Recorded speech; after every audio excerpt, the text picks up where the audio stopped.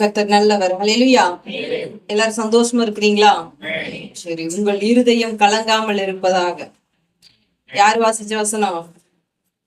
பிரின்சி வாசிச்ச வசனம். உங்கள் இருதயம் கலங்காமல் இருப்பதாக நான் உங்களை திக்கற்றவர்களாக விடேன் அப்படிங்கிறாரு ஆண்டவராகிய இயேசு கிறிஸ்து. அதனால நான் என்ன சொல்றேன் அப்படின்னா, நீங்க ஒரு நாளும் திக்கற்றவர்களா இல்ல. ஏன் அப்படின்னா இயேசுநாதரே உங்களோட கூட இருக்கிறாரு. ஹல்லேலூயா. யோபு புஸ்தகம் 1ஆம் அதிகாரத்தை வாசிங்க.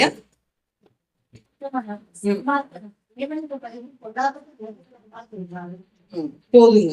யோபு, அவன் பேர் என்னங்க? யோபு. அவன் எந்த ஊரை சேர்ந்தவன் அப்படின்னா ஊத், அந்த தேசத்தை சேர்ந்தவன். யோபு அப்படிங்கிற பேருக்கு என்ன அர்த்தம் அப்படின்னா துன்புறுத்தப்பட்டவர். என்னது? துன்புறுத்தப்பட்டவர். எபிரேய மொழியில் அதுக்கு அர்த்தம் என்னன்னா துன்புறுத்தப்பட்டவர், மனம் திரும்பினவன் அப்படின்னு அர்த்தம். யோபுங்கிற பேருக்கு என்னது? துன்புறுத்தப்பட்டவர், மனம் திரும்பினவன் அப்படிங்கறது அதோட அர்த்தம். அடுத்தது வாசிங்க. அந்த மனுஷன் அவனுக்கு 7000 ஆடுகளும் 3000 ஒட்டகங்களும் 500 ஏர் மாடுகளும் 500 சண்டைகளுமாக இருக்கிற பணிவிடைக்காரர்கள். அதனால் அந்த மனுஷன் அடுத்தது அவன் குமாரர் அவர்கள் தன் நாவிலே தன் தன் வீட்டிலே உறுதி செய்து தங்கள் 3 சகோதரர்கள். இப்ப யோபுங்கிற ஒரு மனுஷன் இருந்தா, அவனுக்கு பாத்தீங்கன்னா மொத்தம் 10 பிள்ளைகள். அதுல 7 குமாரர்கள் 3 குமாரத்திகள். அதற்கு பிறகு பாத்தீங்கன்னா அவனுக்கு ஆடுகள் மட்டும் எத்தனை இருந்தது?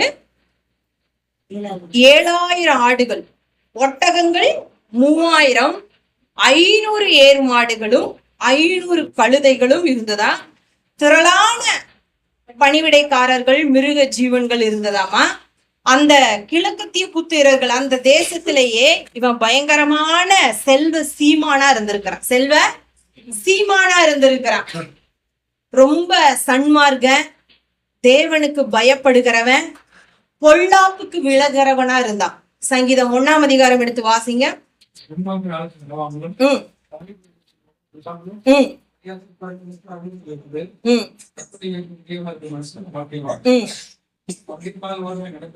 தன் காலத்தில்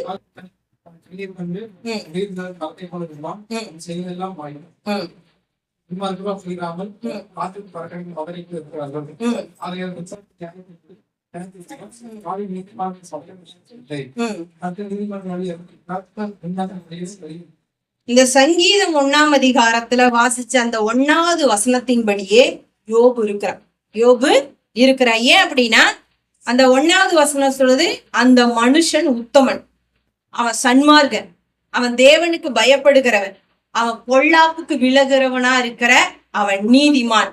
யாரு சர்டிபிகேட் கொடுக்குறா அப்படின்னா தேவன் கொடுக்கிறார். யார பத்தி? யோபுவை பத்தி. இப்பேற்பட்ட செல்வ சீமானா சந்தோஷமா,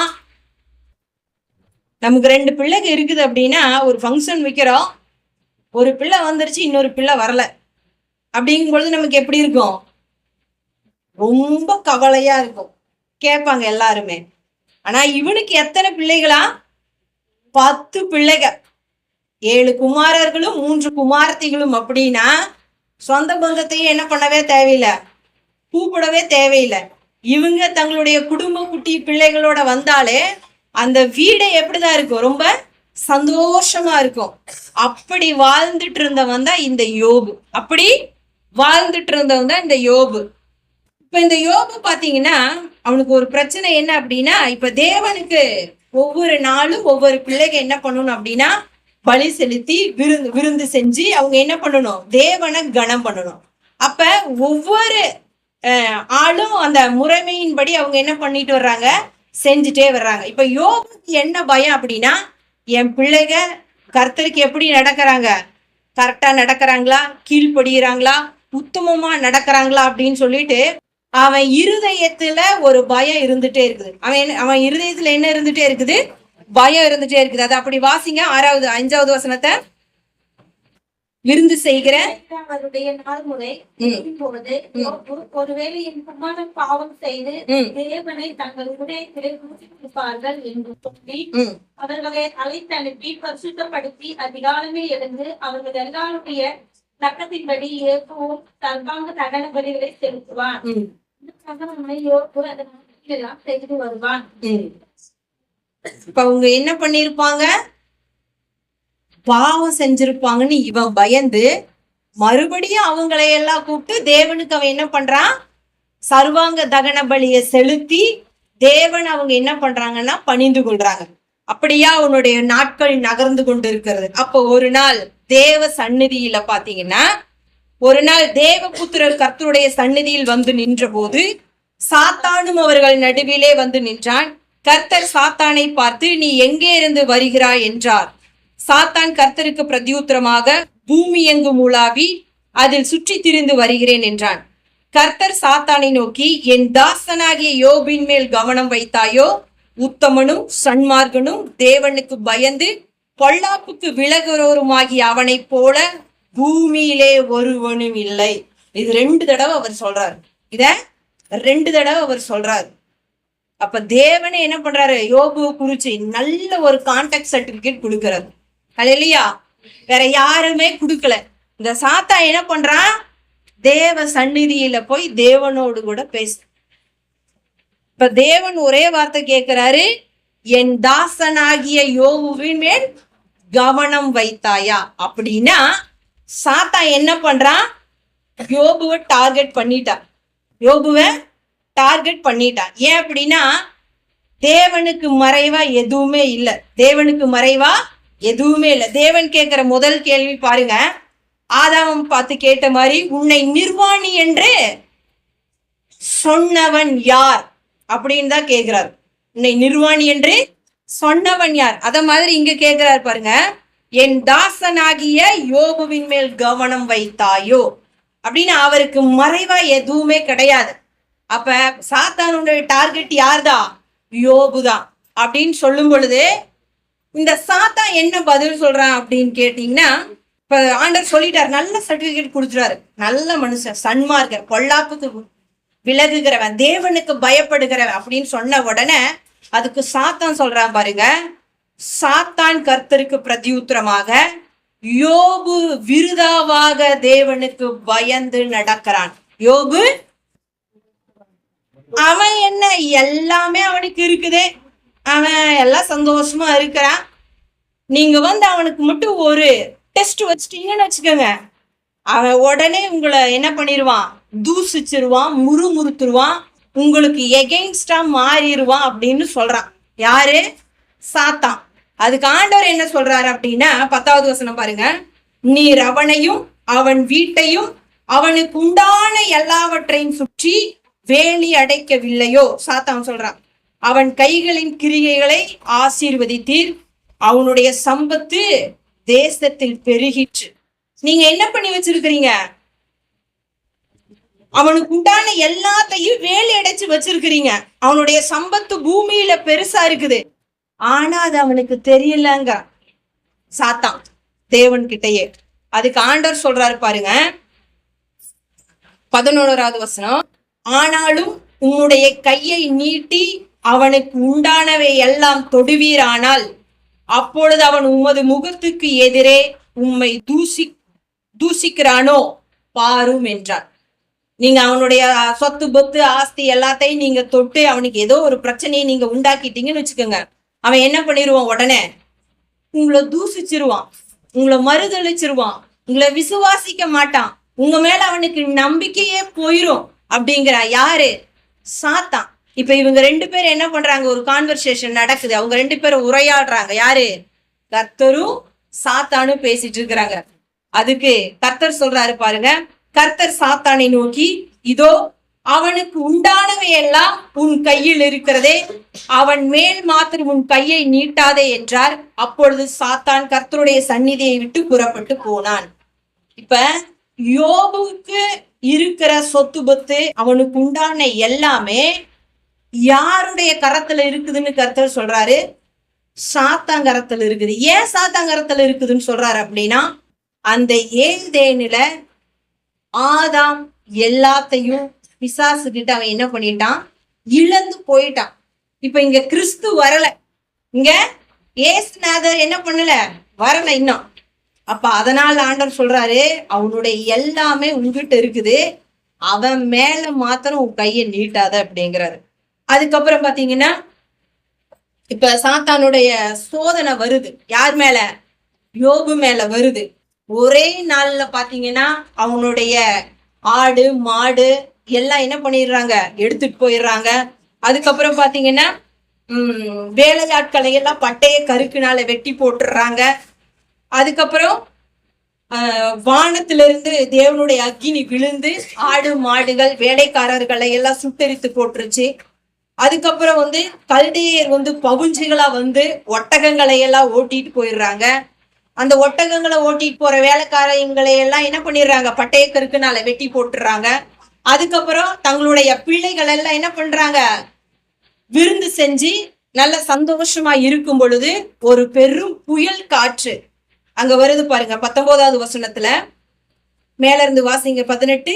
இவன் இப்படி பேசிக் கொண்டிருக்கையில் வேறொருவன் உம்முடைய குமாரரும் உம்முடைய குமாரத்திகளும் தங்கள் மூத்த சகோதரன் வீட்டிலே புசித்து திராட்சரசம் குடிக்கிற போது வழியாய் பெருங்காற்று அந்த வீட்டின் 4 மூலையிலும் அடிக்க அது பிள்ளைகளின் மேல் விழுந்ததினால் அவர்கள் இறந்து போனார்கள். நான் ஒருவன் மாத்திரம் தப்பி அதை உனக்கு அறிவிக்கும்படி வந்தேன் என்றான்.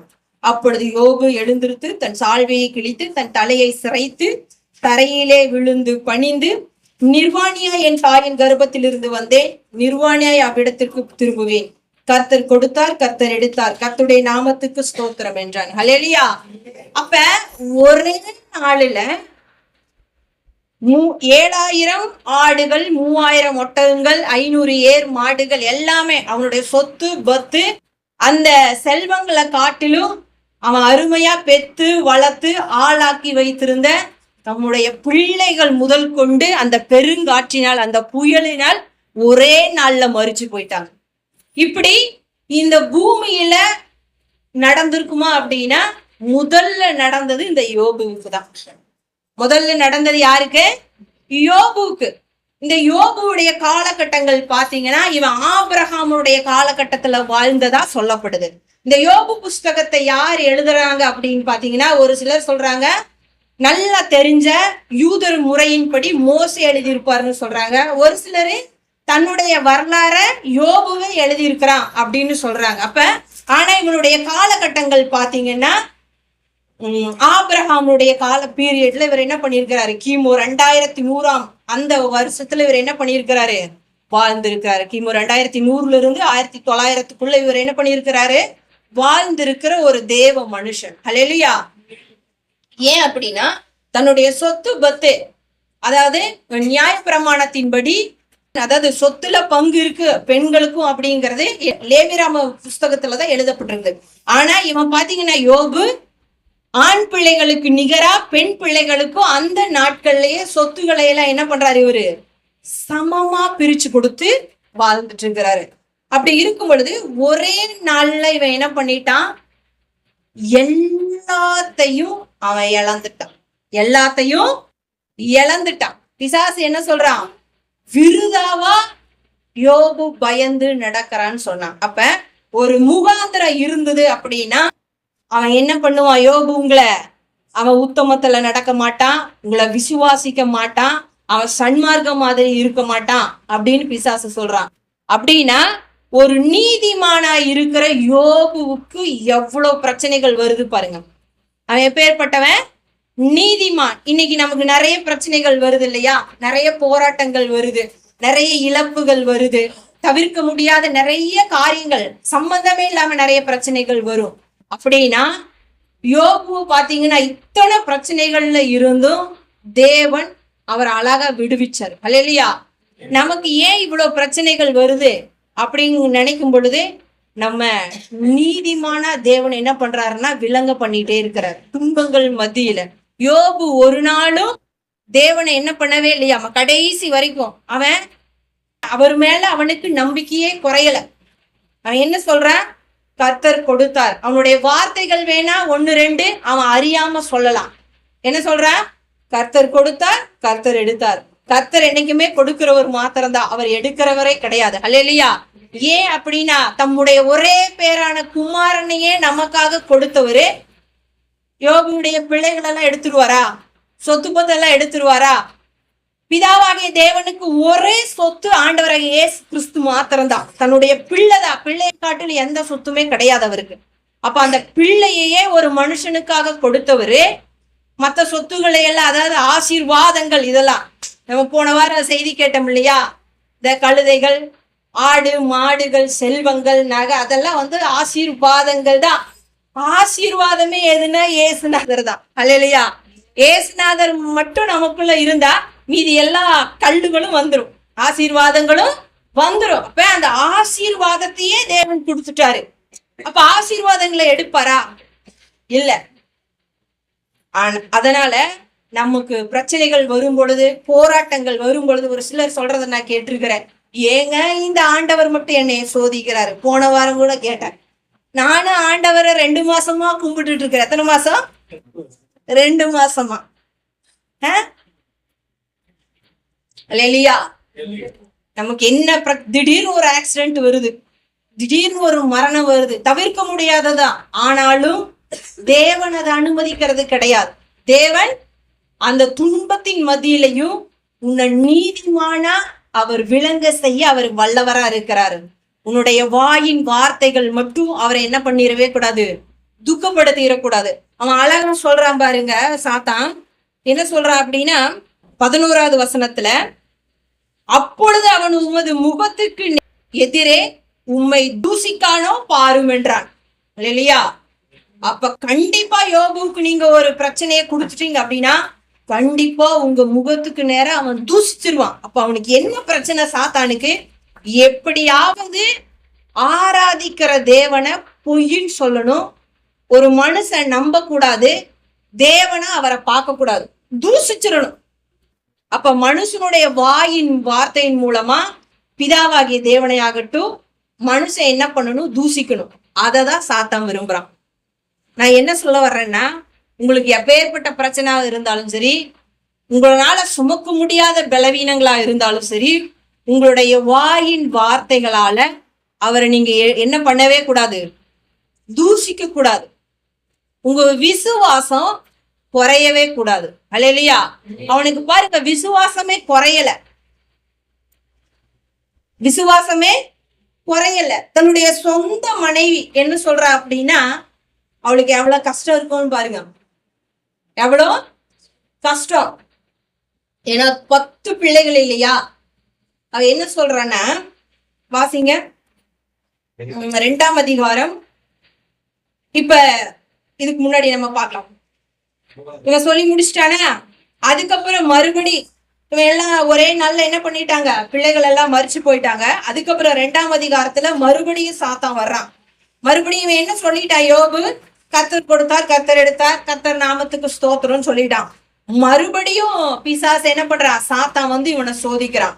இவனுடைய உச்சம் தலையிலிருந்து உள்ளங்கால் வரைக்கும் பருக்களால என்ன பண்றான்னா அவனை பாதிக்கிறான். ஒரு ஓட்டை எடுத்து அவன் சொரிஞ்சிட்டு இருக்கிறான். அந்த அரிப்பு தாங்க முடியாம அந்த பருக்களா இருக்குது உடம்பு ஃபுல்லா. அவன் ஒரு ஓட்டை எடுத்து சொரிஞ்சிட்டு இருக்கும் பொழுது அவன் மனைவி சொல்றா பாருங்க, 7ல இருந்தே வாசிங்க. 2:7.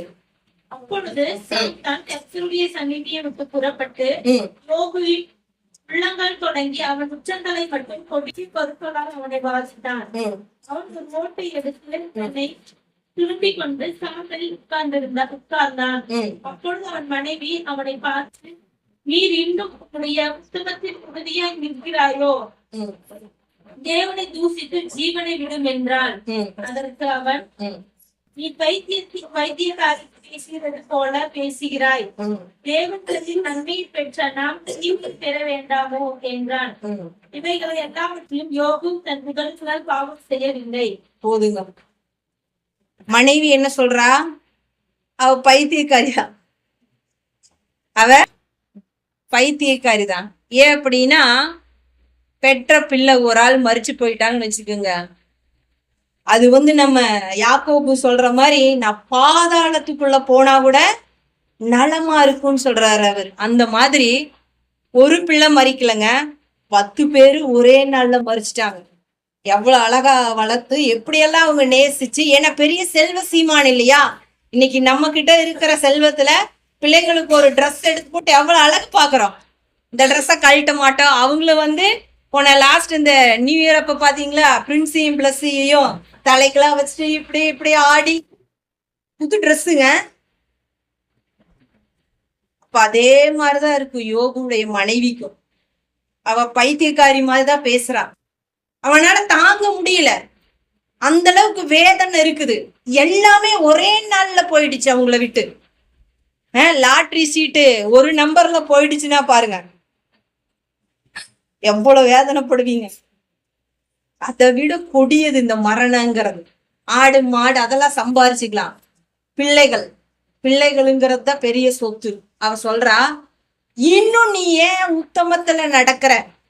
தேவனை தூஷிச்சு ஜீவனை விடு, அவரை பேசிட்டு செத்து போயிரு. செத்து போன்னு சொல்லியிருக்கலாமா இல்லையா? அந்த வசனத்தை நான் நோட் பண்ணேன். மனுஷனை பேசிட்டு நீ செத்து போயிருன்னு சொல்லியிருக்கலாம். ஆனா அவ என்ன சொல்றா பாத்தீங்களா, தேவனை தூஷித்து. சாத்தான் என்ன சொல்றான், அவன் என்ன பண்ணுவான், உனக்கு எதிரா பேசிடுவான். அப்படின்னா என்ன பிரச்சனை அப்படின்னா, நம்மளுடைய வாயின் வார்த்தைகளை அவன் நோக்கிட்டே இருக்கிறான், கவனிச்சுட்டே இருக்கிறான். ஏசுநாதர் பாத்தீங்கன்னா மத்தேயு புஸ்தகம் 4ஆம் அதிகாரத்துல அவரு பரிசுத்த ஆவியானவரால வனாந்தரத்துக்கு கொண்டு போகப்படுறாரு. 40 நாள் ஃபாஸ்டிங் இருக்கிறாரு. அங்க சாத்தான் வர்றான். முதலாவது என்ன சொல்றான், இந்த கல்லுகளை பாக்குறான், அப்பமாக்கி சாப்பிடுங்கிறான். தேவன் ஒரே வார்த்தை என்ன சொல்றாரு, மனுஷன் அப்பத்தினால் மாத்திரமல்ல தேவனுடைய வாயிலிருந்து புறப்படுகிற ஒவ்வொரு வார்த்தையினாலும் பிழைப்பான். வார்த்தை. அப்ப யோகுவா இருந்தாலும் சரி, ஏசுநாதரா இருந்தாலும் சரி, நானா இருந்தாலும் சரி, நீங்களா இருந்தாலும் சரி, நமக்கு பிழைப்பு அப்படின்னு இருந்தது அப்படின்னா அது தேவனுடைய வார்த்தை மாத்திரம்தான். ஹல்லேலூயா. இப்ப நான் செத்து போயிருவேன் அப்படின்னு சொன்னா அந்த வார்த்தை கிரியை செய்யுங்க. அதனாலதான் அவன் சாத்தான் யோபு கிட்ட பேசும் பொழுது அவன் வார்த்தையில ஏதாவது சொல்லிட மாட்டானான்னு பாக்குறான், வார்த்தையை பிடிக்கிறான். இப்ப நம்ம ஒரு பொருள் வாங்கிட்டு வந்துட்டோம்னு வச்சுக்கோங்க, 10 வீட்டுக்காரவங்க வருவாங்க, அவங்களுக்கு டைரக்டா கேட்க மனசு இருக்காது. எங்க வாங்கினீங்க, எப்படி வாங்கினீங்க, எவ்வளவு ரேட்டு எல்லாம் கேட்டுட்டு லாஸ்டா கேட்பாங்க, எப்படி காசுலாம் வந்தது. அப்ப நம்மளுடைய வார்த்தை வாயிலிருந்து எல்லா வார்த்தையும் என்ன பண்ணிடுவாங்க, போயிடுவாங்க. நம்ம ஒரு ஆள் கிட்டதான் சொல்லியிருப்போம், ஆனா ஊருக்கே தெரிஞ்சிரும். அப்ப அந்த வார்த்தையில அவ்வளவு பவர் இருக்குது. யோபுவை துன்மார்க்கனா காமிக்கணும். ஏன் அப்படின்னா தேவன் என்ன சொல்லிட்டாரு, இவன் சன்மார்க்கன்னு சொன்னாரு, இவன் பொல்லாப்புக்கு பயப்படுகிறவன் சொன்னாரு, இவன் நீதிமான்னு சொன்னாரு. தேவனே சொல்லிட்டாரா, கர்த்தரே சொல்லிட்டாரு. ஓகே, இப்ப ஏதாவது ஒண்ணு பண்ணணும். ஏன் இதெல்லாம் யோபு சொல்றா? யோபு நல்லா இருக்கிறான். நீங்க பாத்தீங்கன்னா அவனை பிளஸ்டா வச்சிருக்கிறீங்க, ஆசீர்வாதமா வச்சிருக்கிறீங்க. 7000 இதுனா சும்மாவாங்க. நான் யூடியூப்ல பார்க்கும் பொழுது இந்த வண்டி மாடல்லாம் நான் ஒரு தடவை பார்த்தேன். இதெல்லாம் என்ன ரேட் இப்ப போகும், இந்த சினிமாவில எல்லாம் காமிக்கிறாங்க இல்லையா, போறது நல்லா இருக்குன்னு சொல்லுவாங்க. அந்த காலத்துல எல்லாம் காருக்கெல்லாம் முன்னாடி அதுல தானே பிரயாணம் பண்ணுவாங்க ஒட்டகங்கள். பார்க்கும் பொழுது கிட்டத்தட்ட ஒரு வண்டி மாடு பாத்தீங்கன்னா 5 லட்சம் வரைக்கும் இருக்குங்க. இந்த ரேட் கிளாஸ் இதெல்லாம் சொல்றாங்க இல்லையா, அதுக்கெல்லாம் போறது 1 லட்சம் ரூபாயில இருந்து 5 லட்சம் ரூபாய், 10 லட்சம் ரூபாய், அதுல என்னென்னமோலாம் டிஃப்ரெண்டா வச்சிருக்கிறாங்க. அப்ப இவன் எத்தனை வச்சிருக்கிறான், 3000 ஒட்டகங்கள். கணக்கு போட்டுக்குங்க, 3000 ஒட்டகங்கள்னு இன்னைக்கு ரேட்ல என்னென்ன காரெல்லாம் வாங்கலாம். என்னமோ தாருங்கிறாங்க, என்னென்னமோ காரெல்லாம் சொல்றாங்க இல்லையா, நமக்கு அந்த பேரெல்லாம் கூட வாயில வராது, நம்ம அது பார்க்க மாட்டோமே. அப்பேற்பட்ட காருகளுக்கு மேல வச்சிருந்தவன் தான் இந்த யோபு. அப்பேற்பட்ட பணக்காரன். அவன் சாத்தான் என்ன சொல்றான், நீங்க அவ்வளவு ஆசீர்வதிச்சு வச்சிருக்கிறீங்க, அப்புறம் எப்படிங்க உங்களை அவன் தூஷிப்பான்? நீங்க அவனுக்கு ஒரு டெஸ்ட் வைங்க, அவனை துன்பப்படுத்துங்க, அவனுக்கு கஷ்டங்களை கொடுங்க, அவன் ஒரே நாள்ல உங்களை என்ன பண்ணிடுவான், தூசிச்சிருவான். ஆனா ஆண்டவர் பாருங்க நம்பவே இல்லை. இல்ல இல்ல இல்ல இல்ல இல்ல அப்படி இல்லை. நீ அவனுக்கு உண்டான எல்லாமே உன் கையில இருக்குது, ஆனா அவனை மட்டும் நீ என்ன பண்ணிடாத, தொட்டுறாதங்கிறாரு. ஆனா இப்ப சொத்தெல்லாம் முடிஞ்சுது, யோபு மேல வருது. எல்லாம் உச்சந்தலையில இருந்து உள்ளங்கால் வரைக்கும் பருக்களால நினைச்சு அது ஏதோ ஒரு கேன்சருங்கிற மாதிரி சொல்றாங்க. அந்த மாதிரி ஒரு வியாதி தான் அவனுக்கு வந்துதாமா. இப்ப ஒரு சின்ன புண்ணு வந்ததுனாலே நம்ம சரீரத்துல தாங்க முடியாது. உச்சந்தலையிலிருந்து உள்ளங்கால் வரைக்கும் அவனுக்கு வலினா எவ்வளவு வேதனை இருக்கும்னு பாருங்க. அப்பயும் அவன் என்ன பண்றான், தேவனை தன்னுடைய வாயினால, யோபு தன் உதடுகளினால் பாவம் செய்யவில்லை. யோபு தன் உதடுகளினால் பாவம் செய்யவில்லை. இன்னைக்கு நம்மள நினைச்சுக்கோங்க, நம்ம ஒரு நிமிஷத்துல ஏதாவது ஒண்ணு நடக்கலைன்னா என்னென்ன பேசிடுறோம். நான் அப்படி ஜபிக்கிறேன், இப்படி ஜபிக்கிறேன், உபவாசம் இருக்கிறேன், நான் கர்த்தருக்கு அதை செய்யறேன், இதை செய்யறேன், எல்லாமே செய்யறேன். ஆனா ஆண்டவர் மட்டும் 2 மாசம் ஜெபம் பண்றேங்க, நானு தொடர்ந்து நான் உபவாசம் இருக்கிறேன், ஆனாலும் நடக்க மாட்டேங்குது. ஏன் ஆண்டவர் மட்டும் என்னைய சுத்தி சுத்தி சுத்தி சுத்தி இந்த மாதிரி சோதனைக்கு உட்படுத்துறாருன்னு நம்ம பேசுறோம். அல்லையா? யோபுக்கு எவ்வளவோ பிரச்சனைகள் இருந்தாலும் அவனுடைய உதடுகளினால் மாத்திரம் பாவம் செய்யல. தன்னுடைய சொந்த மனைவியே என்ன சொல்றா, அவரை தூசிச்சு அவரை பேசிட்டு செத்து போனா நினைச்சு பார்த்தேன். ஏன் பேசிட்டு சாகணும், சும்மாவே செத்து போயிடலாம்ல. அப்படின்னா பிசாசுடைய வேலை நம்மளுடைய வார்த்தையை பிடிக்கிறது. அல்லையா? ஏன் அப்படின்னா வார்த்தையில தான் தேவன் என்ன பண்றாரு, இந்த சகலவற்றையும் இந்த பூமி அவர் என்ன பண்ணாரு, உண்டாக்கினாரு. அப்ப வார்த்தை இல்லாம எதுவுமே இல்லை. அல்லையா? வார்த்தையை பிடிச்சிட்டோம் அப்படின்னா அவனுக்கு நம்ம ஒரு இன்விடேஷன் கொடுக்குற மாதிரி. ஏன் அப்படின்னா இந்த வார்த்தை அப்படியே உலாவிட்டே இருக்குமாமா. ஏன்? அது பூரணம் அடைகிறதுக்கு, அது நிறைவேறதுக்கு. அல்லையா? அதனால தப்பி தவறி கூட தேவனுக்கு விரோதமா நம்ம என்ன பண்ணக்கூடாது, பேசக்கூடாது. உங்களுடைய விசுவாசம் என்னைக்குமே என்ன ஆகக்கூடாது, குறையக்கூடாது. இப்ப மனைவி என்ன பண்ணிட்டா, சொல்லிட்டா செத்து போயிரு அப்படின்ட்டு. நண்பர்கள் எல்லாம் வர்றாங்க 3 நண்பர்கள் வர்றாங்க. வந்து முதல் 7 நாள் 2ஆம் அதிகாரத்துல என்ன பண்றாங்க அப்படின்னா, அவரோட சேர்ந்து யோபுவோட சேர்ந்து துக்கம் கொண்டாடுறாங்க 7 நாள். துக்கம் கொண்டாடினதுக்கு அப்புறம் எப்படி இவனுக்கு ஆறுதல் சொல்றதுன்னே அவங்க நண்பர்களுக்கு தெரியல. எப்படி யோபுவுக்கு ஆறுதல் சொல்றதுன்னே தெரியல. அப்புறம் லைட்டா பேச ஆரம்பிக்கிறாங்க. பேச ஆரம்பிக்கும் பொழுது அவங்க என்ன சொல்றாங்க அப்படின்னா, நீ தேவனுக்கு விரோதமா என்ன செஞ்சுட்ட, குற்றம் செஞ்சுட்ட, பாவம் செஞ்சுட்ட, அதனாலதான் இதெல்லாம் நடக்குதுன்னு சொல்றாங்க. அதனாலதான் இதெல்லாம் நடக்குது. ஆனா யோபு சொல்றாரு, இல்ல நான் ஒரு நாள் என் தேவனுக்கு விரோதமா நான் என்ன சொல்லவே இல்லை, குற்றம் செய்யல, பாவம் செய்யல அப்படின்னு சொல்றாங்க. நீங்க எனக்கு செம்மையான வார்த்தைகளை சொன்னா கூட எனக்கு நல்லா இருக்கும், நீங்க இப்படி பேசுறீங்களே அப்படின்னு அவன் என்ன பண்றான், வேதனைப்படுறான். நம்ம ஏற்கனவே துன்பத்துலதான் இருப்போம், இப்படி நடந்துருச்சே, இந்த மாதிரி ஆயிடுச்சேன்னு. ஆனா சொல்றவங்க என்ன சொல்லுவாங்க, நீ அப்படி செஞ்சிருக்கலாம், இப்படி செஞ்சிருக்கலாம், நீ அப்படி பண்ணிருக்கலாம் அப்படின்னு சொல்லும் பொழுதே நமக்கு என்ன ஆகும், உள்ளத்துக்குள்ள போவோம், அப்படி கொப்பளிக்கும். நம்ம என்ன நினைப்போம், இது வருது ஏதாவது நல்லது சொல்லுதா பாத்தியா, ஏற்கனவே நம்மளை வெந்த புண்ணுல வேலை பாய்ச்சிட்டு போகுது அப்படின்னு சொல்றோம்ல, அந்த மாதிரி நம்மளுடைய வாழ்க்கையில நடக்கும். நம்ம வெந்து போய் இருப்போம். இந்த பிரச்சனையை எப்படி மறக்கணும்னு நினைச்சிட்டு இருப்பாங்க இவங்க. அப்போதான் A to Z எடுப்பாங்க. அந்த மாதிரி இவங்க என்ன சொல்றாங்க, இந்த எலிபாசத்து அவங்க எல்லாம் என்ன சொல்றாங்கன்னா, நீ தேவனுக்கு விரோதமா பாவம் செஞ்சுட்ட, இல்லைன்னா ஒரே நாள்ல இப்படி எல்லாம் இது வரைக்கும் இந்த பூமியில நடந்ததே கிடையாது, உனக்குத்தான் இப்படி நடந்திருக்குது. எப்படி 7 குமாரர்கள் பிள்ளைகள் எல்லாமே செத்து போயிட்டாங்க, நீ ஏதோ பெருசா நீ தேவனுக்கு என்ன பண்ணிட்ட, பாவம் செஞ்சுட்ட, அவரை நீ ஏதோ பண்ணிட்ட அப்படின்னு சொல்லிட்ட. உடனே இவர் என்ன சொல்ற, அப்படியெல்லாம் இல்லை, நான் ஒன்றும் செய்யல. இவர் நிறைய கொஸ்டின் கேட்கிறாரு. அவங்க நண்பர்கள் கிட்ட எல்லாம் கேட்கும் பொழுது அவங்க ஒருத்தருக்கும் இவருக்கு பதில் சொல்லவே முடியல. யோபுடைய கேள்விகளுக்கு இவங்கனால பதிலே சொல்ல முடியல. ஹல்லேலூயா! ஆண்டவரே பார்த்தாரு, கர்த்தரே பார்த்தாரு. கடைசியில 38ஆம் அதிகாரத்துல அவர் பேச ஆரம்பிக்கிறாரு யோபுவோடு. ஹல்லேலூயா! யோபுவோடு பேச ஆரம்பிக்கிறாரு. யோபுவோட பேச ஆரம்பிக்கும் பொழுது என்ன சொல்றாரு அப்படின்னா, 38ல பாருங்க. அப்பொழுது கர்த்தர் பெருங்காற்றிலிருந்து யோபுவுக்கு உத்தரவாக, அறிவில்லாத வார்த்தைகளினால் ஆலோசனையை அந்தகாரப்படுத்துகிறவன் இவன் யார்? நிறைய காரியங்களை யோபுவோட இவர் என்ன பண்றாரு, மற்றவங்களுக்கெல்லாம் பதில் தெரியல, யோபுவோடு கூட கர்த்தரே பேசுறாரு. 40வது அதிகாரத்துல 1 வசனம், பின்னும் கர்த்தர் யோபுக்கு உத்தரமாக, சர்வ வல்லவரோடு வழக்காடி அவருக்கு புத்தி படிப்பிக்கிறவன் யார்? தேவன் பேரில் குற்றம் பிடிக்கிறவன் இவைகளுக்கு உத்தரவு சொல்ல கடவன் என்றார். அப்பொழுது யோபு கர்த்தருக்கு பிரதி உத்தரமாக, இதோ நான் நீசன், நான் உமக்கு என்ன மறு உத்தரவு சொல்லுவேன்? என் கையினால் என் வாயை பொத்திக் கொள்கிறேன்.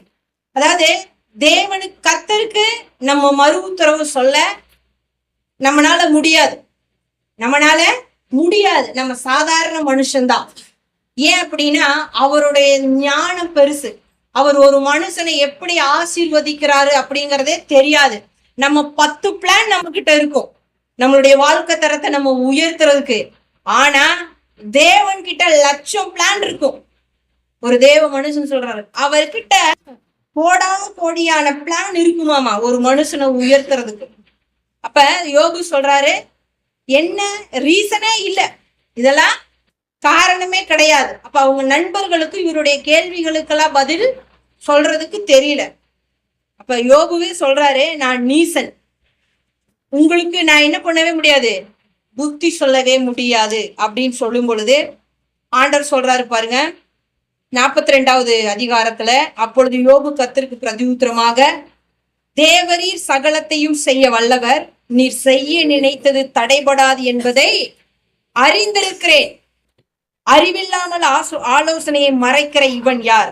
ஆகையால் நான் எனக்கு தெரியாததையும் என் புத்திக்கு எட்டாததையும் நான் அறியாததையும் அளப்பினேன் என்கிறேன். அவன் சொன்னான் பாத்தீங்களா, அவன் என்ன சொன்னான், கர்த்தர் கொடுத்தார், கர்த்தர் எடுத்தார் அப்படின்னு எல்லாம் சொன்னான் பாத்தீங்களா. அது அவன் என்னது விசுவாசம் இல்லாம சொல்லல, அவன் அறிவுக்கு அது தெரியல, அதனால அப்படி சொல்றான். அதுக்கப்புறம் மறுபடியும் ஆண்டவர் பேசுறாரு. 7ஆம் வசனத்துல பாருங்க, லாஸ்ட்ல கர்த்தர் இந்த வார்த்தைகளை யோபுவோட பேசின பின்பே கர்த்தர் தேமானியனான எலிப்பாசை நோக்கி, உன்மேல் உன் 2 சிநேகிதர் மேலும் எனக்கு கோபம் மூழுகிறது. என் தாசனாகிய யோபு பேசினது போல் நீங்கள் என்னை குறித்து நிதானமாய் பேசவில்லை. அல்லேலூயா. அப்ப கர்த்தருடைய காரியத்துல நம்ம தேவனிடத்துல நம்ம பேசும் பொழுது, தேவ சமூகத்துல இருக்கும் பொழுது, நம்ம வீணான வார்த்தைகளை அவருடைய சமூகத்துல ஆகட்டும் அளப்பக்கூடாது. அல்லேலூயா. தேவையானது என்னது அதை பேசணும். நமக்கு இந்த இப்படி எல்லாம் நடக்குது, எல்லாத்துக்குமே நடக்குது, பூமியில எல்லாத்துக்குமே நடக்குது. நம்மளை விட மோசமான நிலையில இருக்கிறவங்க நான் சொல்லுவேன் கோடி பேர் இருப்பாங்க.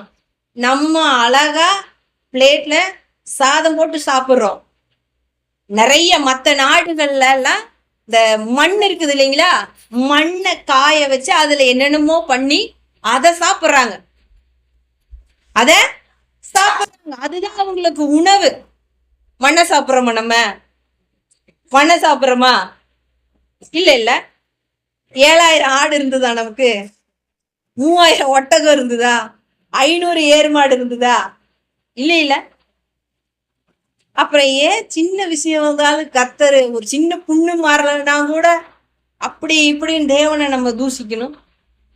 எடுத்தோன்னு சொல்லிடுவோம், கர்த்தருக்கு கண் இருக்குதா, அவர் பார்த்துட்டே தான் இன்னும் இருக்கிறாரா? அதெல்லாம் தயவு செஞ்சு என்ன பண்ணாதீங்க, பேசாதீங்க. அவர் எல்லாத்தையும் பார்த்துட்டு தான் இருக்கிறாரு. அவருக்கு முன்னாடி சகலமும் நிர்வாணமா தான் இருக்குது. அல்லேலூயா.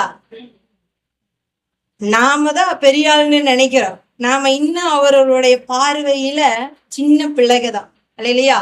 சின்ன பிள்ளைகதான். நம்ம என்ன செய்யறோங்கிறத மேல இருந்து வேடிக்கை பாக்குறாரு. ஒரு கல்ச்சுரல் ப்ரோக்ராம் நடந்துச்சுன்னு வச்சுக்கோங்க, எல்கேஜி குழந்தைங்க யூகேஜி குழந்தைகள்லாம் ஆடும். அந்த மிஸ் இருக்கிறாங்கல்ல, பேரண்ட்ஸ் இருக்கிறாங்கல்ல, அப்புறம் அங்க இருக்க ஸ்டேஜ்ல இருக்கிறவங்களாம் பார்த்துட்டே இருப்பாங்களாம், இந்த பிள்ளை எப்படி ஆடுது, அது எப்படி ஆடினாலும் இவங்க சிரிப்பாங்க. பார்த்துருக்கிறீங்களா நீங்க?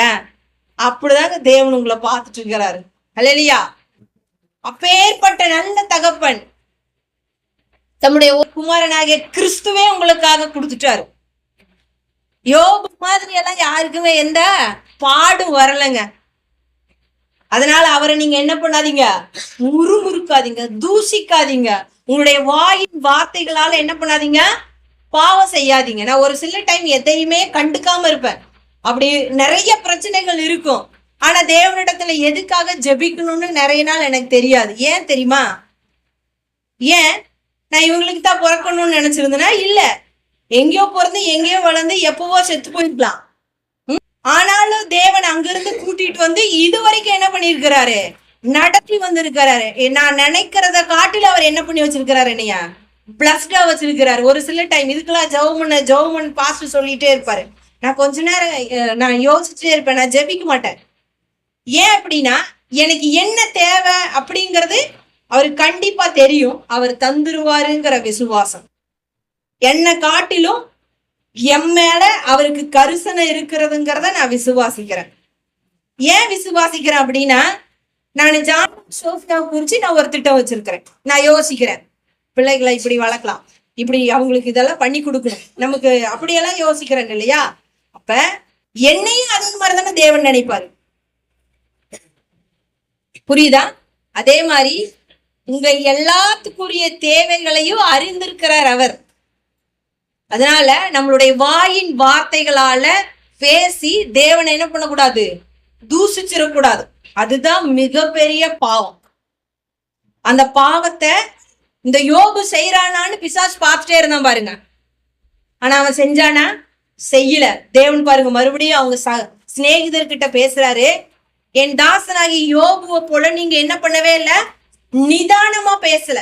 அப்ப ஒரு மனுஷனுக்கு பேசும் பொழுது நிதானங்கிறது ரொம்ப ரொம்ப அவசியம். எதையுமே கொஞ்ச நேரம் சிந்திச்சு பார்த்துட்டு அதுக்கப்புறம் தான் நீங்க மறு உத்தரவு கொடுக்கணும். அல்ல இல்லையா? ஒரு சிலர் நான் பேசிட்டே இருப்பாங்க, பட்டு பட்டு பட்டு பட்டுன்னு ஆன்சர் சொல்லிட்டே இருப்பாங்க. நான் அதை கவனிச்சிருக்கிறேன். சொல்லிட்டு போயிருவாங்க. நான் கொஞ்ச நேரம் யோசிப்பேன், இவங்க எப்படி இதுக்கு ஆன்சர் பண்றாங்க? அவங்க என்ன பண்ணுவாங்கன்னா எது கேட்டாலும் ஆன்சர் பண்ணிட்டே போயிருப்பாங்க. அப்படின்னு அவங்க தேறினவர்களா இருக்கிறாங்க. அவங்க நான் கொஞ்ச நேரம் யோசிச்சுதான் பதில் சொல்லுவேன். ஏன்னா எனக்கு என்ன பதில் சொல்றதுன்னே தெரியாது. நாட்டுப்புறத்துல பாத்துருக்கிறீங்களா, கிராமம் வில்லேஜ் பேசிட்டே போவாங்க. அப்படி அப்படி நீங்க அதுல காயப்படுத்துற வார்த்தைகளும் இருக்கும். அவங்க சொல்றது உனக்கு என்ன அப்படின்னு போயிடுவாங்க. அவங்க சொல்றது அவங்க பேசுற ஸ்லாங்கு, அவங்களுடைய தோரணை எல்லாம் பார்த்தா நிறைய அர்த்தங்கள் இருக்கும். அப்படியெல்லாம் யாருக்கும் என்ன பண்ணாதீங்க, பிரதியுத்தரம் கொடுக்காதீங்க. நிதானமா நின்று. ஏன் அப்படின்னா நீங்க தேவனுடைய சாயலின்படியும் தேவனுடைய ரூபத்தின்படியும் அவர் என்ன பண்ணியிருக்கிறாரு, மனுஷனை இந்த பூமியில உண்டாக்கி இருக்கிறாரு. அவருடைய சாயல் தெரியணும். அவருடைய சாயல் அப்படிங்கறது அந்த ஆவிக்குரிய கனிகள் உங்க மூலமா வெளிப்படணும். அல்லேலூயா. அப்ப அந்த சாயலை நம்ம வெளிப்படுத்தணும் பிசாஸ் கிட்ட. அவன் நம்மள அப்படியே டீஸ் பண்ற மாதிரி, நோட்ஸ் கட் பண்ற மாதிரி நம்மள நோட்ஸ் கட் பண்றானோ இல்லையோ, நாம நம்மளுடைய வாயின் வார்த்தைகள் மூலமா தேவனை நோட்ஸ் கட் பண்ணிடக்கூடாது. அல்லேலூயா. அவரை பேசிடக்கூடாது, ஆனா அவரை பேசணும். அதுதான் இவன் எதிர்பார்க்கறது. அதை நீங்க என்ன பண்ணாதீங்க, செய்யக்கூடாது. அல்லேலூயா. இப்ப தேவன் என்ன பண்றாரு, கர்த்தரு யோபு கிட்ட சொல்றாரு, சிநேகிதர்கிட்ட சொல்றாரு, நீங்க காளை மாடுகள் எல்லாம் புடிச்சிட்டு என்ன பண்ணுங்க, பலி செலுத்துங்க. என் தாசனாகி யோபு என்ன பண்ணுவான், உங்களுக்காக ஜெபம் பண்ணுவான். இவன் தன்னுடைய நண்பர்களுக்காக ஜெபிக்கும் பொழுது யோபுடைய சிறை இருப்ப தேவன் என்ன பண்றாரு, மாற்றுறாரு. அதுக்கப்புறம் சொந்த பந்தங்கள் எல்லாம் வர்றாங்க. எல்லாம் விசாரிச்சு அவனுக்கு ஆறுதல் சொல்லிட்டு அவங்க கிட்ட இருக்கிற கொஞ்சம் பொண்ணு நகை எல்லாம் கொடுத்து அவனை என்ன பண்றாங்க, பிளஸ் பண்ணிட்டு போறாங்க. அதுக்கப்புறம் தேவன் அவனுடைய முந்தின நிலைமையை காட்டிலும் பிந்தின நிலைமைய தேவன் என்ன பண்றாரு, ஆசீர்வதிக்கிறாரு. இங்க 7000 ஆடுகளா, அங்க 14,000, 3000 என்னது ஒட்டகங்கள், அங்க 6,000. எல்லாத்துலயும் தேவன் என்ன பண்றாருன்னா டபுள் மடங்கு என்ன பண்றாரு, கொடுத்து ஆசீர்வதிக்கிறாரு. அதுக்கப்புறம் பிள்ளைகளை கொடுக்கிறாரு. 7 குமாரர்கள் 3 குமாரத்திகளை கொடுக்கிறாரு. 10 பிள்ளைகள் மறுபடியும் பிறக்குது. அந்த யோபுடைய குமாரத்திகள் அந்த தேசத்திலேயே அவங்கதான் சௌந்தரியவான்களாம். அவ்வளவு அழகான பெண் பிள்ளைகளை கர்த்தர் என்ன பண்றாரு, யோபுக்கு கொடுக்கிறாரு. கிட்டத்தட்ட 140 வருஷம் அவன் மறுபடியும் என்ன பண்றான், இவ்வளவு இழப்புகளுக்கு பின்பு நிறைய சொத்துக்களை எல்லாம் சேர்த்து பெண் குழந்தை குட்டிகளை எல்லாம் பெற்று 140 வருஷம் பூமியில வாழ்றானா. கிட்டத்தட்ட 200 வருஷத்துக்கு மேல அவன் வாழ்ந்திருப்பாங்குது வரலாறு. அல்லேலூயா. ஏன் அப்படின்னா 4 தலைமுறையுடைய பிள்ளைகளை அவன் பாக்குறாங்க. நான் சும்மா சொல்லல, பைபிள்ல எழுதி இருக்குது. அல்லேலூயா. அப்ப நம்மனால ஒரு தலைமுறை பிள்ளைகளையே இந்த காலத்துல பார்க்க முடியல. அவன் 4 தலைமுறை பிள்ளைகளை பாக்குறான். காரணம், அவன் விசுவாசத்துல வல்லவனா இருக்கிறான், அவன் நீதிமானா இருக்கிறான், அவன் பொல்லாப்புக்கு விலகிறவனா இருக்கிறான். ஒரு நாளும் தன்னுடைய நாவினால தேவனை அவன் என்ன பண்ணவே இல்லை, முறுமுறுக்கல, தூசிக்கல, அவரை குற்றப்படுத்தல. அதனால அவன் என்ன பண்றான், அத்தனை வருஷம் வாழ்றான். வாயின் வார்த்தைகளால என்ன பண்ணவே கூடாது, தேவனை துக்கப்படுத்தக்கூடாது. ஒரு நீதிமான் அப்படின்னா நாம எப்படி நீதிமான் அப்படின்னா 2 கொரிந்தியர் 5:21 சொல்லுது, நாம் அவருடைய நீதிக்குள்ள இருக்கிறனால நம்ம நீதிமான். அல்லேலூயா. நாம் எப்படி நீதிமானா இருக்கிறோம், தேவனுடைய நீதியா இருக்கிறோம், தேவனுடைய நீதியா இருக்கிறோம். அதை எடுத்து வாசிங்க பார்க்கலாம். 2 கொரிந்தியர் 5:21. நாம் தேவனுடைய நீதியா இருக்கும்படி பாவம் அறியாத அவரை நமக்காக பாவமாக்கினார். அப்படித்தான் நம்ம நீதிமான் ஆக்கப்பட்டிருக்கிறோம். நாம் அவருக்குள் தேவனுடைய நீதி பார்க்கும்படி பாவம் அறியாத அவரை நமக்காக பாவமாக்கினார். அல்லேலூயா. யாருக்குள்ள நீதியா இருக்கிறோம், அவருடைய நீதியில நம்ம நீதிமானா நம்ம அப்படியே மறைஞ்சிருக்கிறோம். அல்லேலூயா. நம்ம கிட்ட எந்த நீதியுமே இல்லைங்க, நமக்கு நீதியா இருக்கிறவர் அவர்தான். அல்லேலூயா. அப்ப யோபு மாதிரி என்ன பண்ணணும், வாழ்ந்து பழகணும். சொல்லுங்க, வாழ்ந்து பழகணும். இன்னொன்னு என்னன்னா, யோபுக்கு அன்னைக்கெல்லாம் பரிசுத்தாவியானவர் இல்லை. யோபுக்கு அன்னைக்கெல்லாம் பரிசுத்தாவியானவர் இல்லைங்க. ஏசுநாதர் சொல்றாரு பாருங்க சீசர்கிட்ட, நான் உங்களை திக்கற்றவர்களாக விடேன், உங்களுக்கு பரிசுத்தாவியானவர் இருக்கிறார். அவர் உங்களை முடிவு வரையும் என்ன பண்ணுவாரு, நடத்துவார். அதுக்காக தான் பரிசுத்தாவியானவர் உங்களுக்குள்ள அவர் வச்சு போயிருக்கிறாரு. அல்லேலூயா. அப்ப நம்மளுடைய வார்த்தை, வீணான வார்த்தைகளை நம்ம அளப்பக்கூடாது. அப்படின்னா நம்ம எப்பொழுதும் பரிசுத்தாவியானவரோடு கூட இணைந்து இருக்கணும். அல்லேலூயா. இயேசு வனாந்தரத்துக்கு கொண்டு போகப்பட்டாரா, பிசாசால சோதிக்கப்பட்டாரா, அங்க ஒவ்வொரு இடத்துலயும் தேவன் பாருங்க வார்த்தையாலேயே பிசாசு துரத்தியே விட்டுருவார். 3 தடவை இந்த கல்ல அப்பமாகும்படியும் சொல்றாரு, மேல இருந்து குதிங்கிறாங்க. அதுக்கப்புறம் உப்பரிய மேல போயிட்டு சகல செல்வத்தையும் காமிக்கும் பொழுது, நீ என்னை பணிந்து கொள்ள அப்படின்னு சொல்லும் பொழுது, நான் சகல சாம்ராஜ்யங்கள் செல்வங்கள் எல்லாத்தையும் கொடுத்துருவேன், அதனால என்னை பணிந்து கொள் அப்படின்னு சொல்லும்பொழுது ஆண்டவர் என்ன சொல்றாரு, உன் தேவனாகிய கர்த்தர் ஒருவரையே நீ என்ன பண்ணணும், பணிந்து கொண்டு அவருக்கே ஆராதனை செய்யணும். உன் தேவனாகிய கர்த்தரை பரீட்சை பாராதிருப்பாயாக. தேவனுடைய வார்த்தையினாலே ஒவ்வொருவனும் பிழைப்பான் அப்படிங்கிறாரு. இது எல்லாமே விசுவாசிக ஒவ்வொருவரும் பின்பற்ற வேண்டியது. இது எல்லாமே நான் செய்யணும் அப்படின்னா நம்ம பரிசுத்த ஆவியானவரை சார்ந்து கொள்ளணும். ஒரு மனுஷனுக்குள்ள பரிசுத்த ஆவியானவர் இருந்தா மட்டும்தான் பரிசுத்த ஆவியானவர் அந்த மனுஷனை என்ன பண்ண முடியும், வழி நடத்தி கொண்டு போக முடியும். அல்லேலூயா. இப்ப நமக்குள்ள அந்த விசுவாசம் குறையாம இருக்கும், நம்ம தேவனை தூசிக்க மாட்டோம், நம்ம எப்படி இருப்போம் அப்படின்னா பொல்லாப்புக்கு விலகுகிறவரா இருப்போம்.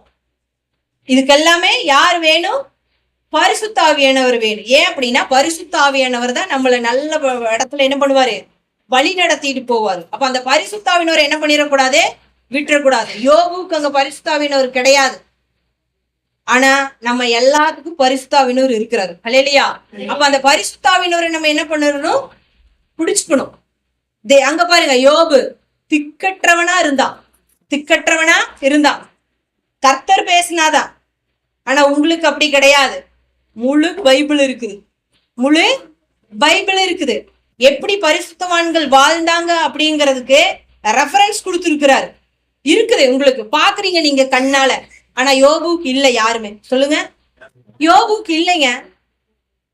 ஆனா நமக்கு இருக்குது. கர்த்தர் எப்படிப்பட்டவர், ஏசு எப்படிப்பட்டவர், எதுக்காக வந்தாரு, என்ன செஞ்சாரு, யாரு நமக்காக ஜீவனை கொடுத்தாங்கங்கிற எல்லாமே நமக்கு இருக்குது. ஆனா யோபுக்கு இல்லை. ஆனா அப்பேற்பட்ட மனுஷன் கூட தன்னுடைய உதடுகளினால் பாவம் செய்யல. இன்னைக்கு எல்லாம் இருக்கிற நாம என்னென்ன பண்றோம்னு பாருங்க.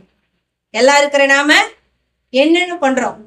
அதனால உங்களுடைய துக்கத்தை எல்லாம் மாற்றுறதுக்கு அவருக்கு ஒரு நிமிஷம் போயிடும். ஏன் இந்த பாதையில நடத்திட்டு வர்றாரு அப்படின்னா, எதுக்காக இவ்வளவு பாடுகள், துன்பங்கள், பலவீனங்கள் எல்லாம் சில பேருக்கு வந்து வந்து போகுது அப்படின்னா, அவர் எல்லா பிரச்சனைகள்ல இருந்தும் நம்மள நீதிமானா விளங்க பண்றாரு. இப்ப இவ்வளவு பிரச்சனை வருது இல்ல, அந்த பிரச்சனைகள்லயும் யாரு முறுமுறுக்கிறா, யார் என்ன பண்றா, இவங்க கர்த்தருக்குள்ள நிலைச்சிருக்கு. ஒரு சிலருக்கு பிரச்சனை வந்தா இருக்க மாட்டாங்க சபைக்குள்ள. இருக்கிறாங்களா? நீங்க ரட்சிக்கப்பட்ட காலத்துல இருந்து பாருங்க, 10 வருஷம் இருப்பாங்க சர்ச்சில். போன மாசம் கூட ஒரு பிரதர் போயிட்டாரு அப்படின்னு சொன்னாங்க. பழைய விசுவாசி. ஏன்? அவர் சொன்ன ரீசன், நான் இதுக்குள்ளேயே தானே இருக்கிறேன், ஏன் எனக்கு இன்னும் வேலை கிடைக்கல, ஏன் நான் இன்னும் பிளஸ்ஸிங்கா இல்லை அப்படின்னு சொல்லிட்டு போயிருக்கிறார். கேட்க எவ்வளவு வேதனையா இருக்கு கேட்க. அப்ப நீ கற்றுக்கொண்டது, நீ உன் தேவனாகிய கர்த்தரை தெரிஞ்சுக்கிட்டது அவ்வளவுதான். அல்லேலூயா. நீ எந்த அளவு தூரம் கர்த்தருடைய வார்த்தைய அவரை நீ எந்த அளவு தூரம் சார்ந்து அவரை மாதிரி நீ வாழ்றியோ அந்த அளவுக்கு தான் பிளஸ்ஸிங். அல்லேலூயா. நீ ஏதோ ஒரு நாள் சர்ச்சுக்கு வர்றது, யாரோ பிரசங்கம் பண்றதை கேட்டுட்டு போறது, அப்படி இருக்கிறது, அப்புறம் வெளியே சொல்றதை எல்லாம் காதுல போட்டுக்கிறது, இங்க சொல்றதையும் போட்டுக்கிறது. கர்த்தர் சொல்ற வார்த்தையை நீ என்ன பண்ணணும்? காதுல வாங்கணும். வெளியே சொல்ற வார்த்தையை விட்டுறணும். நீ அப்ப எந்த வார்த்தையை வாங்கி இருக்கிற இத்தனை நாள்? இவ்வளவு பிளஸ்ஸிங் இல்லாததுக்கு காரணம் என்ன? நீ கர்த்தர் சொன்ன வார்த்தையை கேட்கல. நீ கர்த்தர் சொன்ன வார்த்தையை கேட்டிருந்தீங்கன்னா உனக்குள்ள விசுவாசம் வந்திருக்கும். நீ அந்த பொல்லாப்புக்கு விலகி இருப்ப, விலகி ஓடி இருப்ப. யோசேப்பு ஓடி போனாரே இல்லையா? யார் இருந்தா யோசேப்புக்கு அந்த இடத்துல? யோசேப்பு தப்பு செஞ்சிருந்தாலும் தெரியாதபடிக்கு எல்லாம் நடந்து முடிஞ்சிருக்கும். ஆனா யோசேப்பு தன்னுடைய வஸ்திரத்தை விட்டுட்டு ஓடி போயிட்டாரு. யாருங்க பார்த்தது? யாராவது பார்த்தாங்களா? அப்ப அப்படி உன் தேவனாகிய கர்த்தரை நீ விசுவாசிக்கணும். அந்த விசுவாசம் இல்லாதனாலதான் உனக்குள்ள நான் நினைக்கிறேன் அவங்களுக்குள்ள வார்த்தையே இல்லைன்னு நினைக்கிறேன். ஏன்னா வார்த்தை இருக்குது அப்படின்னா கண்டிப்பா அது என்ன ஆகும்? வேலை செய்யும். ஆண்டவர் அப்படித்தானே சொல்றாரு, நீ இரவுல வார்த்தையை போடு, இரவுல போடு, அது பாட்டுக்கு என்ன ஆகும்? விளைஞ்சிருங்கிறாரு. அப்ப உனக்குள்ள அந்த வார்த்தை இல்லை, அதனாலதான் உனக்குள்ள ஆசீர்வாதம் இல்லை. அதனாலதான் நீ 10 வருஷம் கழிச்சு திருச்சபையை விட்டு ஓடிடுற. இது ஒரே ரீசன் தான். நீ அந்த அளவுக்கு தேவனை நேசிக்கலன்னு அர்த்தம். நீ எதை பாக்குற? நீ இந்த பூமியை பாக்குற. அவன்லாம் பிளஸ்டா இருக்கிறான், அவன்லாம் ஆசீர்வாதமா இருக்கான், அவனுக்கு வேலை கிடையாது, அவனுக்கு 1008 பிரச்சனை இருக்கும். உனக்கு ஒரே பிரச்சனை தான். நீ கர்த்தரை மாத்திர விசுவாசி, அவருடைய வார்த்தையை மாத்திர பிடித்துக்கொள். நீ பிடிச்சிட்ட அப்படின்னா கண்டிப்பா அந்த யோபுவை காட்டிலும் கோடா கோடியாய் தேவன் என்ன பண்ண முடியும்? ஆசீர்வதிக்க முடியும். அல்லேலூயா. சொன்னார் இல்லையா? 2 மடங்கு, 5 மடங்கு, 10 மடங்கு, 100 மடங்கு, 1000. லாஸ்ட் சபைக்கு கொடுத்த வாக்குத்தத்தம் என்ன? கோடா கோடியாய் தேவன் பெருக பண்ண அவர் வல்லமை உள்ளவரா இருக்கிறாரு. அவருடைய ஞானத்துக்கு முன்னாடி எல்லாம் நம்ம ஒண்ணுமே கிடையாது. நம்ம 10 ரூபாய்க்கு டீ கடை போட்டா நல்லா இருக்கலாம்னு நினைக்கலாம். ஆனா அவர் ₹1,00,000 கூட பெரிய ரெஸ்டாரண்ட் வைக்கிறதுக்கு ஒரு பிளான் பண்ணி இருப்பாரு. அல்லேலூயா. நம்மளுடைய பிளான் வேற, அவருடைய பிளான் வேற. எந்த மனுஷனையும் ஆசீர்வதிக்கிறதுக்கு அவர் போடுற திட்டங்கள் பெரிது. பூமிக்கு வானம் எவ்வளவா உயர்ந்திருக்கு அந்த அளவுக்கு இருக்குங்க அவருடைய ஞானம். அவர் அனந்த ஞானம் உள்ளவர். அவருடைய ஞானத்தை எல்லாம் கம்பேர் பண்ணவே முடியாது. எப்படி அப்படியே கடற்கரை தண்ணீர் எல்லாம் அவர் அளக்குறாரு. அது வாசிக்கும் பொழுது நமக்கே அப்படியே புல்லரிக்குது இல்லையா? அந்த தண்ணீர்ல எல்லாம் கைப்பிடியில அளக்குறாராமா, மணல் அப்படியே தராசுல அளக்குற. எப்படி முடியும் சொல்லுங்க? ஒரு கைப்பிடி மண் எடுத்து கொடுத்து நீங்க அளந்துருவீங்களா? நான் அளந்துருவேனா? முடியாது இல்லையா? அவருக்கு எப்படி தெரியும்? இந்த மலைகளை எல்லாம் பாருங்க, எவ்வளவு அழகா படைச்சிருக்கிறாரு. இந்த மலை மேல நம்மளால ஏற முடியாது, ஒரு நாள் ஃபுல்லா ஏறுவோம். எவ்வளவு அழகா உண்டாக்கி இருக்கிறாரு பாருங்க.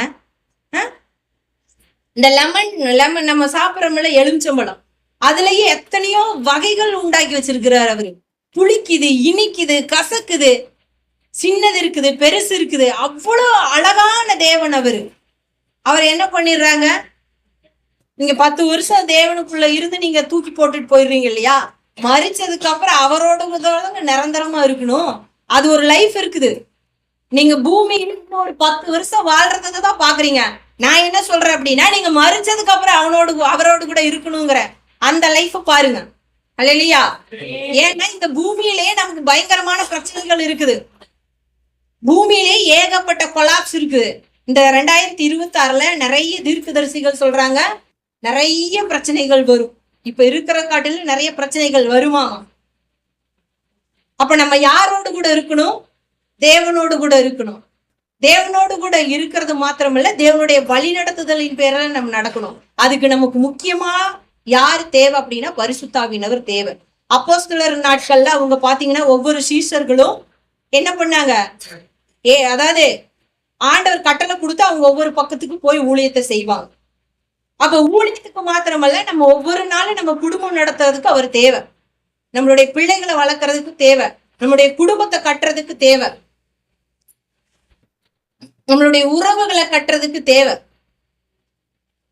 அப்ப அந்த பரிசுத்த ஆவியானவரை நீங்க என்ன பண்ணணும்? சார்ந்து இருக்கணும். யோபுவுக்கு அந்த பரிசுத்த ஆவியானவர் இல்ல. உங்களுக்குள்ள இயேசு சொல்றாரு, நான் உங்களை திக்கற்றவர்களாக விடேன், நான் போற தேற்றரவாளனை நான் உங்களுக்குள்ள அனுப்புறேன் அப்படிங்கிறார். அப்ப அந்த தேற்றரவாளன் தான் உங்களை அழகான பாதையில நடத்தி செல்ல முடியும்.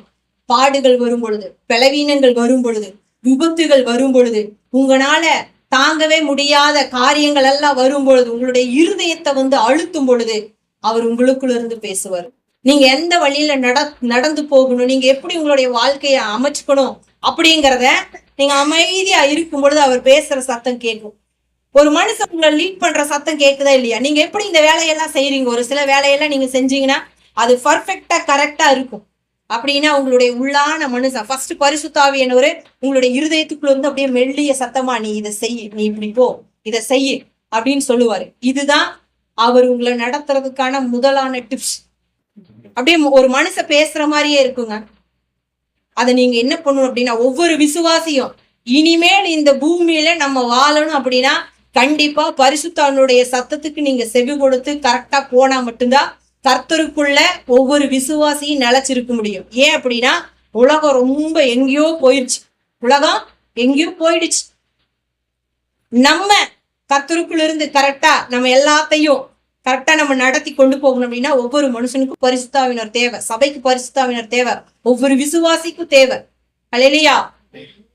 அப்படி நம்ம நடந்தாதான் கர்த்தருடைய வார்த்தையும் பரிசுத்தாவினரையும் நம்ம சார்ந்து கொண்டாதான் நம்மளுடைய ட்ராக் என்னைக்குமே மாறாது. இல்லைன்னா நம்ம தேவனை என்ன பண்ணிடுவோம்?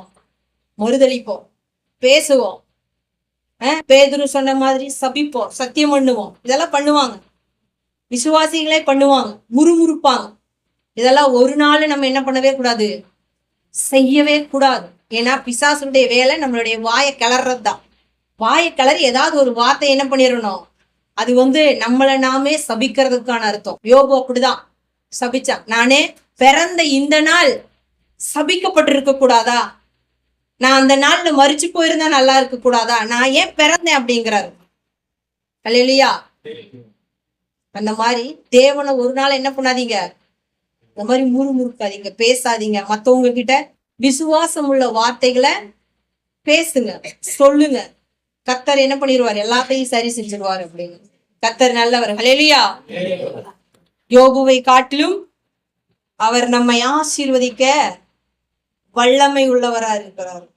அவருடைய வல்லமைக்கு எண்டே கிடையாது. சொல்ல போனா அளவே கிடையாது. அதெல்லாம் யாருனாலையுமே அளக்கவே முடியாத தேவன் அவர். உங்களை ஆசீர்வதிப்பதே அவருக்கு பிரியம். அவர் உங்களோடு கூட இருக்கிறார். அவர் உங்களை ஆசீர்வதித்து உயர்த்துவார். நான் உன்னை ஆசீர்வதிக்கவே ஆசீர்வதித்து உன்னை பெருகவே பெருக பண்ணுவேன் என்று சொன்ன தேவன். நான் ஆபிரகாமோடு கூட இருந்தது போல, நான் ஈசாக்கோடு இருந்தது போல, நான் யாக்கோபோடு கூட இருந்தது போல, நான் உன்னோடு கூட இருந்து நான் உன்னை உயர்த்துவேன் என்கிறாரு மோசை கிட்ட. இல்லையா? அதான் அந்த வசனம். நான் மோசையோடு இருந்தது போல நான் உன்னோடு கூட இருக்கிறேன் அப்படின்னு யோசுவா கிட்ட தேவன் சொல்றாரு. இல்லையா? அப்ப அவர் மறக்காம ஒவ்வொரு முற்பிதாக்களையும் சொல்லி சொல்லி சொல்லி சொல்லி சொல்லி ஆசீர்வதிக்கிறாரு. இப்ப நம்ம எல்லாருமே கிறிஸ்துவுக்குள்ள ஆசீர்வதிக்கப்பட்டிருக்கிறோம். அல்லேலூயா. அந்த ஆசீர்வாதம் எல்லாமே எங்க முடியுது? கிறிஸ்துவுல முடியுது. அப்ப நம்ம யாருக்குள்ள இருக்கிறோம்? கிறிஸ்துவுக்குள்ள இருக்கிறோம். அப்ப அந்த கிறிஸ்துவின் மேல் இருந்த ஆசீர்வாதம் அத்தனையும் நம்ம மேல இருக்குது. ஹல்லேலூயா, ஹல்லேலூயா. நீதிமானுடைய சிரசின் மேல் ஆசீர்வாதங்கள் வந்து தங்கும். அதனால அந்த கல்லு எல்லாமே நம்ம மேல வந்து தங்கிரும். நம்ம நீதிமானாவும் எப்படி இருக்கிறோம்? அவர் மூலமா தான் நீதிமானா இருக்கிறோம். அப்ப அவர் மேல இருக்கிற எல்லா ஆசீர்வாதங்களும் நம்மளுடைய சிரசின் மேல வந்து கண்டிப்பா தங்கும். உங்களுடைய பலவீனங்கள் மாறும், வியாதிகள் மாறும், உங்களுடைய எல்லா சூழ்நிலைகளும் மாறும். கர்த்தரை உங்களுடைய வாயின் வார்த்தைகளால துதித்து கொண்டு மாத்திரம் இருங்கள். அவரை நீங்க எதுவும் என்ன பண்ணாதீங்க, சபிச்சிடாதீங்க. அதாவது அவசரப்பட்டும் கூட எதுவும் என்ன பண்ணிடாதீங்க, பேசிடாதீங்க. வார்த்தையால என்ன பண்ணிடாதீங்க, அவரை துக்கப்படுத்திடாதீங்க. ஹல்லேலூயா. யோபு செய்தது போல எல்லாவற்றிலும் நிதானமா இருந்து அவரை நீங்க என்ன பண்ணணும்னா மகிமைப்படுத்தணும். அததான் கர்த்தர் விரும்புறாரு. ஹல்லேலூயா. சாத்தானெல்லாம் ஒரு பிரச்சனையே கிடையாது. ஹல்லேலூயா. கர்த்தர் நல்லவர். நம்ம எழுந்திருக்கலாம். ஒருத்தர் ஜெபம் பண்ணலாம்.